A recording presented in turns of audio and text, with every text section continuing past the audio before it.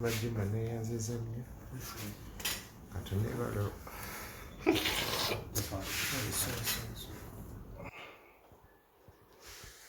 ndowooza mulaba naye omusajja yeetaaga obuyambi.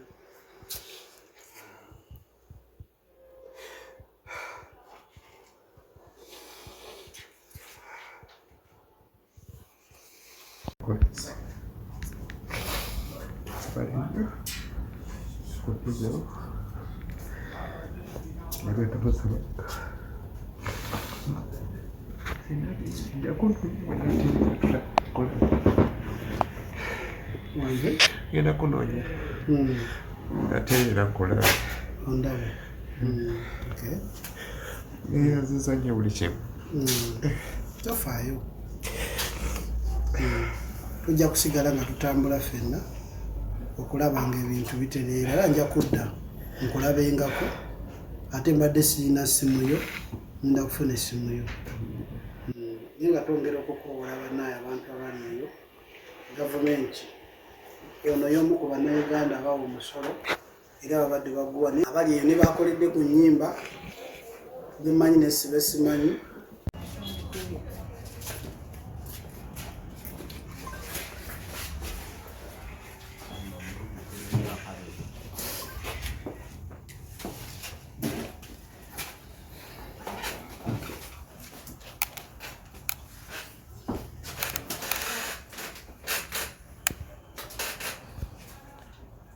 Musumba. Yes. Tusanyusa okulaba. Kale sebo. Oze kulaba ku mulwadde. Nze kulaba ku mulwadde kubanga era omuntu alina kumulambuula mu mbeera eno kusinga ate womulambuula ng'embeera esusse we yali komye. Kyetaaga n'ogikwata ng'obudde bukyali ojja n'olabako munno kubanga kya buntu nga one it's culture nga bannayuganda mu Buganda wonna n'amawanga amalala agali mu Uganda ojja n'olaba ku munno. Yes, sir. Yes. Embeera ya Diddy wagiwulira kodi wasooka ddi ogiwulira? Nagiwulira ebiseera ebyo actually mbadde nnyo mu bivulu ng'obwongo bulya kwandawuno naye nga mbiraba nga biri touching bambi story yo ng'eri touching ate we yavaayo ne kinyongera okunsanyusa nti senga abantu bonna bannayuganda baali bakola nga ye kiba kireeta ensi yaffe okubeera nga kiraga nti emitima gyaffe tuli bantu balamu. Ate kyeyakola kya Bwakatonda nekinkwatako one nga pastor ate nekinkwatako ng'omuntu atya Mukama era nga ayagala baganda be. Neŋŋamba nja kugendayo mulabeko musabire ne ku Saara. Omusanze mu mbeera ki? Embeera si nnungi kubanga omuntu wabeera mu macupa amazzi baganywera mu kamwa newe gaba gagenze mu misuwa embeera ebeera mbi. Ebiseera ebisinga omuntu bw'ati aba yeetaaga buyambi ne Saara kuba yeekulembera byonna. Naye omala okusaba era omuntu aba alina okwenywayo ku Katonda. Pastor Juma Mulokole, ozze wano nga Diddy yakukolera ku luyimba ozze mu kiti ki? No, sizze nga Diddy gwe yakolera ennyimba, nzize nga omuntu eyali awagira byakola kuba Biden we yakolera ennyimba nali sinatandika kuyimba ennyimba ezo zaayitimuka ennyo. Naye nzize nga omuntu eyakwatibwako story ye. However, musajja mulungi, ennyimba ze zenzize mpuliriza yali akola bulungi era akola bulungi music. Olwo abayimbi be yakubirako ate basita. Neŋŋamba simanyi oba bajja dda wano oba bagenda kujja, manyi nze okujja wantu nga lwa abakusookawo olwedde baba bajja. Mukama batuweere nnyo omukisa mwe bali kuba na mutima muyambe bambi. Naddala abo be yakolera ennyimba besitasobola kumenya naye wemba serabidde basukka mu 5 be 10. So we baba tebannaba kujja kya mugaso okujja ate olaba ffe baataakolera tuzze naye gwe yakolera oluyimba kati kiringa nze omuntu nga nze Mozaati wankolera ennyimba nti producer aba kitundutundu ku bulamu bwo kuba walukola obubi era tebitunda niwabanga omusajja ngono nga yakola ennyimba olwaleero ezifudde abantu basita ne gavumenti nebalaba n'ensi nebalaba bonna olwaleero kitegeeza alina ettofaali lyayongedde ku music industry kati nze okumulaba ng'omuyimbi kuba ndi mu music industry ate nenzio okumulaba nga munnauganda buli munnauganda alina okuba n'omutima omulungi agwagaliza banne okuwona ubuuzeeko taata oli otya owulira otya kati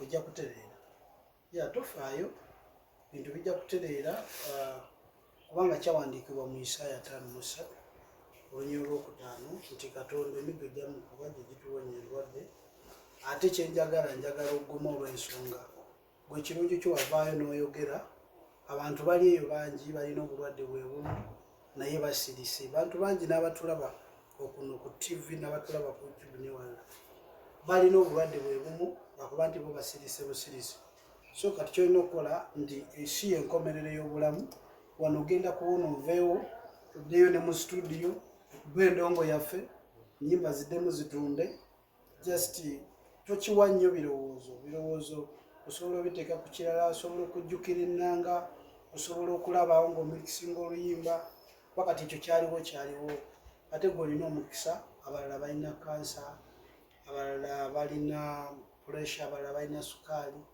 abalala balina kookolo waliwo omulala nga emmotoka yemugbi yafudde abalala bagudde mu nnyanja bannyolola mirambo naye gwe okyasa okyali mulamu twebaza Mukama olw'obulamu bwo tujja kuterera Bayibuli egamba nti omuntu kyayatula nekyabeera njagala okuzzaamu amaanyi nze Pastor Juma Mulokole owadde Answer Foundation nange mbadde mubivula ennaku zino ate ndi muyimbi wa gospel era nkubiriza abayimbi bannange aba gospel guno gwe mulimu gwe tulina okukola si bayimbi bokka bapasita indiga tuzinoonyeeko bannange si kubalinda mu kyaki nti omuntu ajje ng'ali bulungi n'abalwadde kati sikola nga asoomooza n'ekibe kyakulabirako nti n'abalwadde tugende tubasabire ate kati mpulira Mukama akozesa nnyo abasumba ebyamagero twagalayo ekyamagero omusumba ajje kyakikolere wano omulwadde ng'ono wajja n'omusabire ekyamagero nekibaawo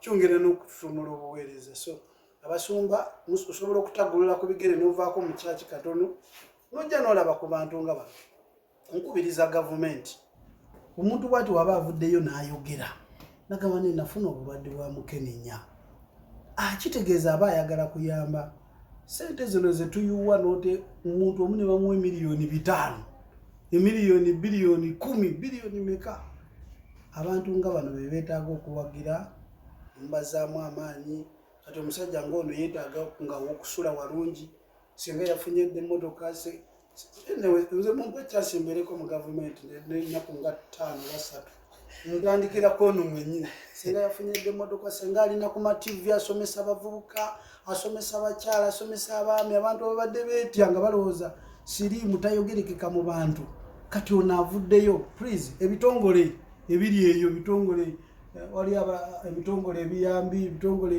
abalina essente ez'abazungu guno gwe mulimu mujje munoonye omusajja ono bamuyita Didi mumuyambe kugamba tulabe engeri gy'asobola okutuyambamu nze sirina nnyo kyensobola muwa naye Peetero yagamba nti kyenina kyenkuwa ekisooka nze nina Saala ninamusabirayo Saala n'akatundu akatonotono kensobodde obeera nako ngenda kubanga nkamuwa so producer Didi tukyakulinyamu essuubi ly'amaanyi njagala oddemu amaanyi tetuze ng'abasunzi naye tuze okuzzaamu amaanyi kibi nnyo okubeera omulwadde nga teri muntu akulambula ddamu amaanyi ate okibulire nti ogenda kuwona ekirala Katonda waffe Katonda akola ebyamagero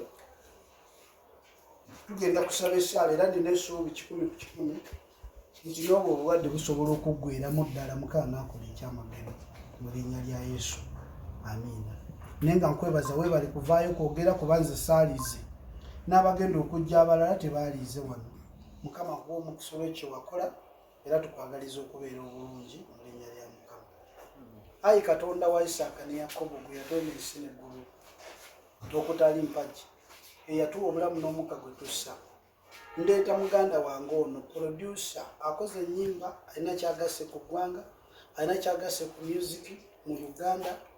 Kakati ate yakola ekyobuzira, abantu bali eyo naye tebasobola kuvaayo kwogera, kubanga omuntu wayogera asevinga n'abalala. Ate ekyokubiri akola ng'ekyokulabirako eri abalala. Omusajja ono muwa omukisa olw'ekyo. Naye kyawandiikibwa mu Isaaya 53:5 nti emiggo egyakukubwa gye gituwonya endwadde. Mukama mu linnya lya Yesu, Bayibuli gandirongoosa omusaayi ogutalongookanga mu Yoweeri. Mukama mu linnya lya Yesu nongoosa omusaayi gw'omusajja ono gutereere kati in Jesus name. Mukama tuyita financial support, abantu basobola okumusupportinga okuva mu gavumenti. Njagala kuwaayoko njagala kuwaayoko obuyambi bwange butonotono, ogulemuko ku katunda n'akamere, osasule n'eddwaliro mpola mpola.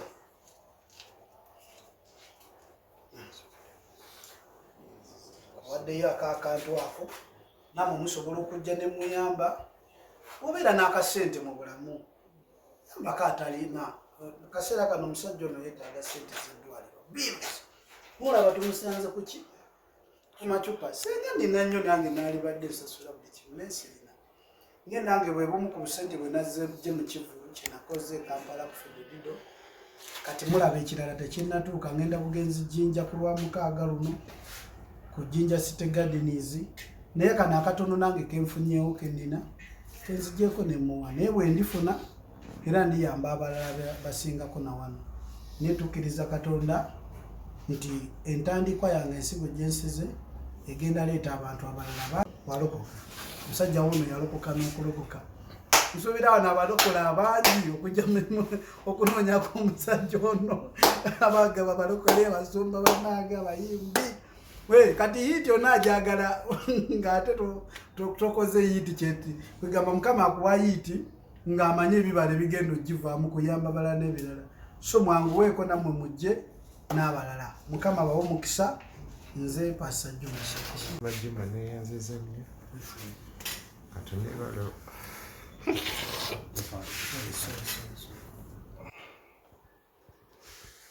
Ndowooza mulaba naye omusajja yeetaaga obuyambi.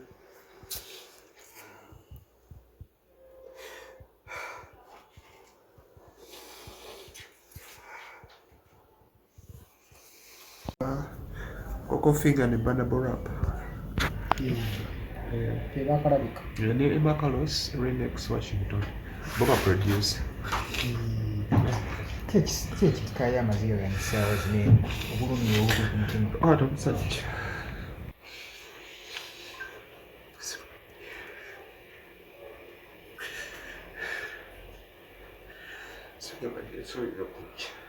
Sigwa badde osuubira okujja.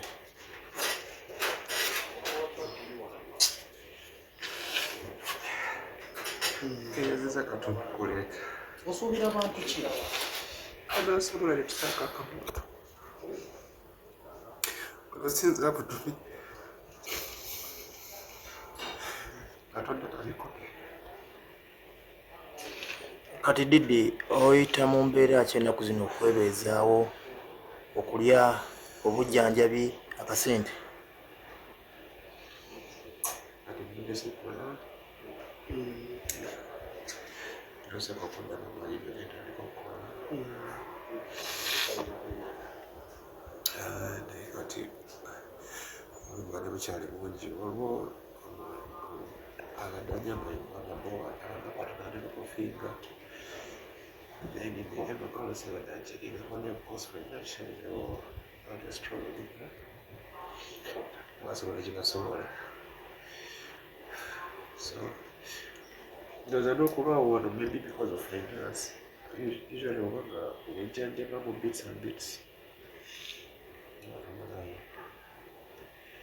Kizibu ky'amaanyi nnyo naye nga ky'amaanyi munda. Kali amapeete gebakoze muze. kati olubuto olina ulcers depression ulcers. obuyambi osinga kwetaaga bwaki? kati nyo lyobadde bamaanyi ate omusumba nindyeko endibika olidde basaba okugula ekirala ebirikanda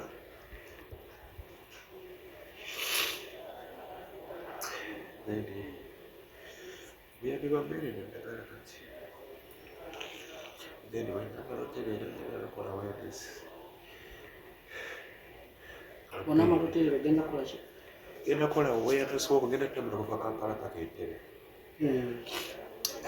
ngandaga osobola okulwana obulwadde bwokutambula kuva Kampala paka Entebbe genda kikola awareness Nga oyogera ntambula so kyenjagala okukola then nkole n'enyuma za AIDS kati ekirungi nsinkanye nono nsumba njuba yes. enkwatagana naawe nzala offer you my services free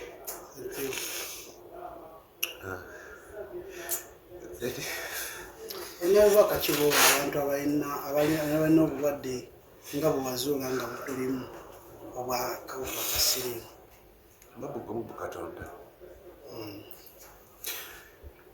amasamba njuba Katonda yamuleese n'amuleete Katonda yaleese bulemu kati Katonda yamuleete Yes. sisina bbadi kati ya Katonda babugamu mu Katonda ojebuba kale Didi, what is your family? Mumbera ngeno.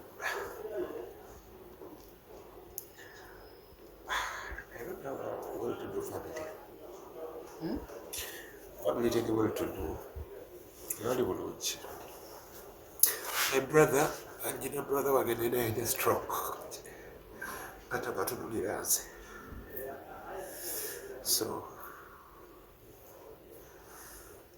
yeah. I'm struggling. There is help, but you can't really say that you know. Maybe be enough help. And I wouldn't be struggling. Everybody is wrong or quiet in the world. Kubanga 2 days ago, this is up in the corner shooting a video. A video manager and shooting. So I think that will also be the concept that when is up clear. Is up clear. Just all clear with you when you get it. This is a big one. That was Robo Center clear. One is tied up clear. So, ulcers. reaction here. kale katukoleko owumule. Amen. Kale Mukama akuwa omukisa akuwonye akuyambe ojja kubeera bulungi. Amen.